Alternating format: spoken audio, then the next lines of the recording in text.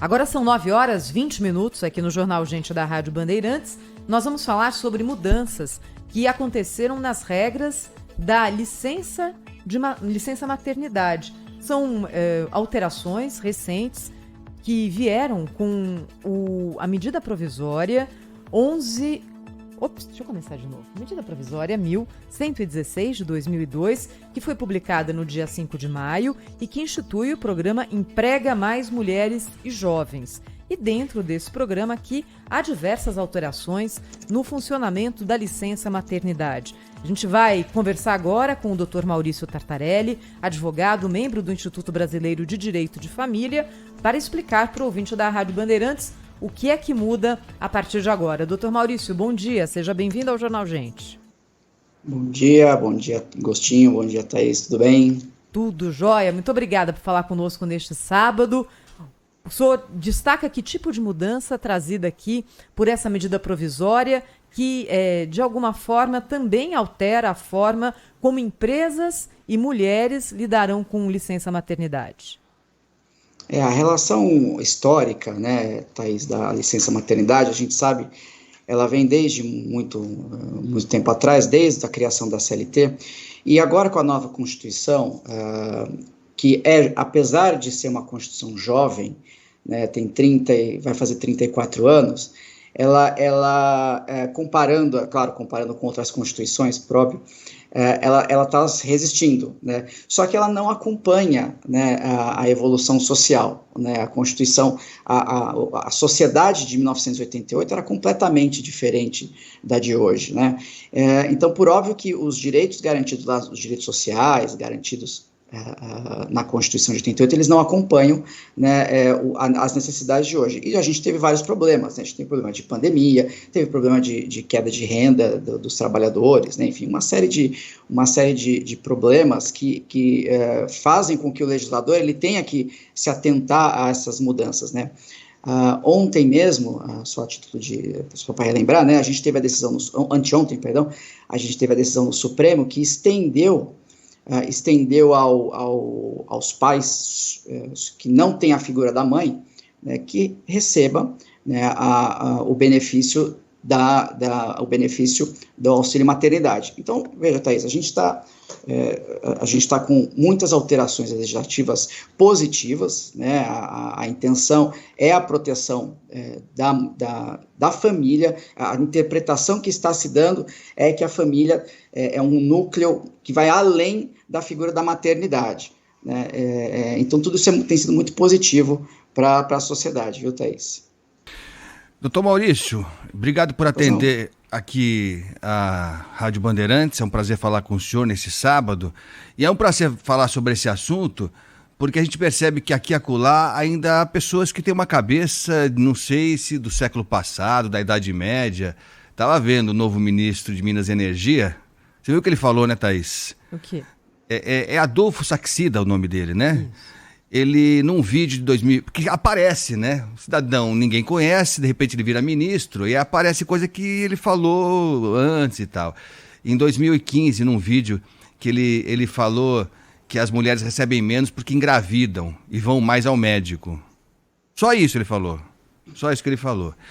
Então, é bom que a gente perceba que a legislação está mudando e tal. Mudar a cabeça é mais difícil do que uma medida provisória, mas é importante que as pessoas se atualizem, principalmente quando ocupam um cargo importante como ministro de Estado. Mas, doutor, tem alguns detalhes que chamam a atenção nessa medida provisória. Esse da suspensão do contrato de trabalho, depois da licença maternidade. Se eu entendi bem, essa medida permite que a mulher, após a licença maternidade, ela peça um afastamento do trabalho se ela sentir necessidade de se manter mais próximo por mais tempo com o filho recém-nascido. É isso, doutor? É isso mesmo. E isso você tem, Agostinho, é até uma analogia, uma comparação. Claro, a gente não pode nunca falar que uma gestante é uma pessoa que está doente. Isso nunca, pelo amor de Deus, né? A proteção que o Estado tem que dar, porque a Constituição, Agostinho, ela é muito clara, ela fala a proteção à maternidade e à gestante. Só que a figura maternidade aqui a gente tem que entender no sentido amplo, no sentido sui generis, ou seja, Quando você fala em maternidade, você fala todo no âmbito da família que acabou de ter um recém-nascido. Esse recém-nascido ele precisa ser totalmente protegido, e é dever do Estado essa proteção. Então é justamente isso que a medida traz. Né? Essas pequenas medidas, como novas regras de saque de fundo de garantia, etc. e tal, são para o quê? Para dar uma segurança maior para a família e nessa proteção dessa criança que acabou de chegar. Né? Esse núcleo familiar, a Constituição ela traz o dever do Estado na proteção da família, só que ele traz de uma forma muito ampla, depende muito de interpretação, então são essas pequenas leis, medidas que vêm trazer essas proteções, essas seguranças para essas famílias poderem cuidar dos seus filhos, poderem dar uma mínima oportunidade, porque, Agostinho, vamos pensar, né, o pessoal, principalmente quem é mais liberal, enfim, os liberais econômicos falam da questão da meritocracia, né, que no Brasil a gente sabe que não existe. Por quê? Porque ninguém parte da mesma linha, né? As condições não são iguais para todos, né? Enfim, e é uma função do Estado, inclusive é um objetivo da Constituição, está lá no artigo 1º e 2º, erradicar a pobreza. A erradicação da pobreza, desculpem, é o ponto de partida para a gente começar a falar lá na frente em meritocracia, em igualdade para todos. E essas proteções visam justamente isso, Agostinho e Thaís. É um ponto de partida. A gente está engatinhando ainda, viu, Agostinho, né, nesse assunto. Mas já é um sinal de que as coisas tendem a melhorar daqui para frente. Aliás, queria perguntar para o senhor o seguinte, doutor Maurício. Hoje, se a gente compara a legislação de licença-maternidade que existe no Brasil com outros países, em que patamar que a gente está? A gente está no século XIX, Thaís. Na Idade Média quase. A gente está muito atrasado, né? Veja, foi até utilizado como paradigma pelo ministro Alexandre de Moraes, na decisão dele, e os países nórdicos, a Finlândia, a Suécia, que lá você tem a licença maternidade e paternidade dividido de forma igual. Por quê? Porque o Estado ali entende que o núcleo familiar precisa estar reunido para garantir a educação, para garantir a subsistência daquela família que está nascendo, porque ali tem um recém-nascido que depende dos cuidados de pai e mãe. Né? Aqui no Brasil a gente ainda tem aquela cultura, Thaís, de que a mãe é a cuidadora da casa e o pai, o homem é o provedor, sendo que hoje, na realidade, né, muitos homens mantêm essa cultura e as mulheres têm que fazer tripla jornada. Né, trabalham o dia inteiro, vem para casa, ainda cuida de filho, limpa a casa, faz comida. Então, isso tem que mudar.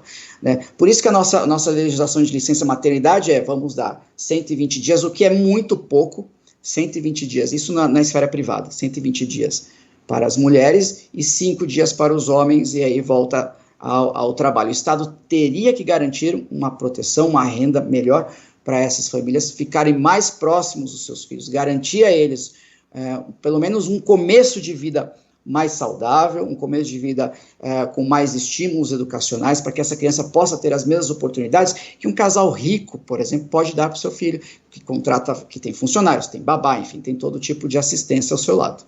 Pois é, essa decisão, Agostinho, a qual o doutor Maurício Tartarelli se refere, é uma decisão dessa semana aqui do Supremo Tribunal Federal, que, julgando um caso específico, decidiu estender a licença maternidade de 180 dias para pais solteiros, servidores públicos federais. Isso aqui se aplica, nesse momento, a servidores públicos. Olha que interessante, era o caso de um servidor que pediu equiparação com licença maternidade porque ele é pai solteiro de gêmeos, fruto de fertilização artificial e de uma barriga de aluguel realizada nos Estados Unidos. E aí voltou com os bebês e falou, agora, o que é que eu faço se eu só tenho 5 dias de licença?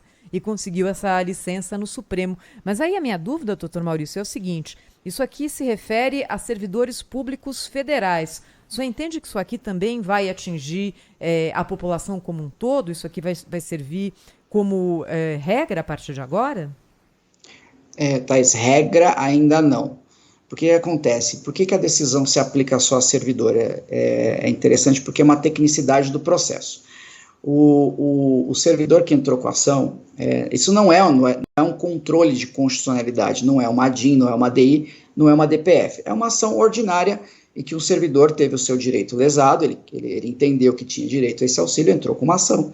Os recursos foram subindo até chegar no STF. O STF entendeu que esse assunto tinha repercussão geral, né, em recurso extraordinário, então fez o julgamento. Por que que a aplicação, no entendimento do STF, se deu só aos servidores públicos federais? Porque este servidor em específico, ele utilizou a carreira de servidor público federal das servidoras como paradigma. Então, como eu sou servidor federal, se eu fosse uma servidora, mãe, eu teria direito aos 180 dias, que é o que diz que é a regra estatutária, né? Então, dentro do processo foi usada essa regra porque o julgador ele tem esses limites da lide, ele não pode extrapolar. Agora, obviamente, Thaís, que a interpretação que o STF deu não foi se ele é servidor ou se ele é do regime geral, se ele é funcionário de empresa privada, é se um pai solo pode receber esse benefício. Então, essa decisão ela vai servir como norte, como guia futuramente para todos aqueles que estiverem na mesma situação, porque esse caso específico, para quem não sabe, foi um pai que fez inseminação artificial in vitro por barriga de aluguel, salvo engano, nos Estados Unidos. Ou seja, não existe a figura da mãe. Mas você tem outras situações, Thaís, que pode acontecer. Por exemplo, a mãe vira óbito no momento do parto, isso pode acontecer. Então, você só tem a figura do pai, e aí o que acontece? O pai vai ter que voltar ao trabalho depois de 5 dias e a criança fica abandonada? Isso não pode. Obviamente, essa interpretação ela vai se estender, isso cria um precedente. Ela não tem força vinculante. O INSS, veja, ele não está obrigado, nesse momento, a fazer a concessão pelo mero pedido administrativo, mas eu tenho certeza que em breve vai se gerar uma súmula vinculante, enfim, o INSS vai começar a acatar, porque esse é o entendimento do STF, os tribunais vão entender essa interpretação como a que deve ser seguida, e daí para frente eu acho que isso vai ser seguido pelo INSS, para todos. Maurício, se eu entendi bem, essa MP representou um avanço em vários pontos. Agora, tem um aqui que eu confesso que eu espero não ter entendido bem, viu, Thaís? Ouve só, é um item que fala da qualificação de mulheres em áreas estratégicas para a ascensão profissional. Então, legal, né?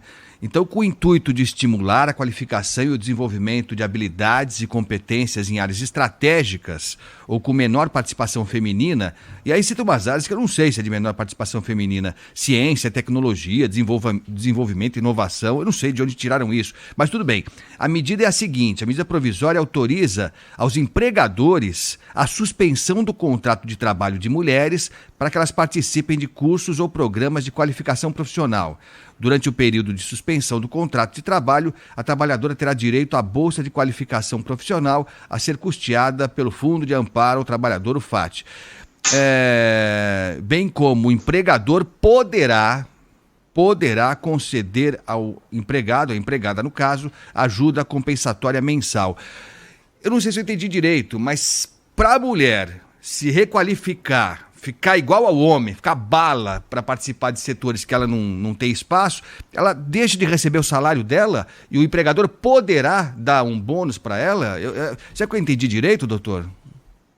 Mais ou menos, Agostinho. Assim, a medida, ao mesmo tempo que ela é positiva, né, porque a gente tem que enxergar, Agostinho, essas tentativas de equiparação como uma compensação histórica. Muita gente critica, eu vou fazer aqui uma comparação, pode até ser infeliz, vocês me perdoem, com as questões, por exemplo, de cotas raciais, que muita gente discorda, você pode gostar, você pode não gostar, mas é uma compensação histórica, não no sentido de, eu fiz uma coisa errada no passado, eu vou te compensar agora no futuro. Não, é porque hoje, com a história de preconceito racial e com a história da cultura machista, essas pessoas, as mulheres, os negros, eles ficaram para trás historicamente. Hoje você tem menos, pode não ser uma verdade que as mulheres ocupem, que elas não ocupem os cargos de relevância, elas vêm ocupando, só que de forma defasada, isso é uma realidade, Agostinho, não tenho o que falar, isso é uma realidade, né? Você pega cargos de chefia em grandes companhias,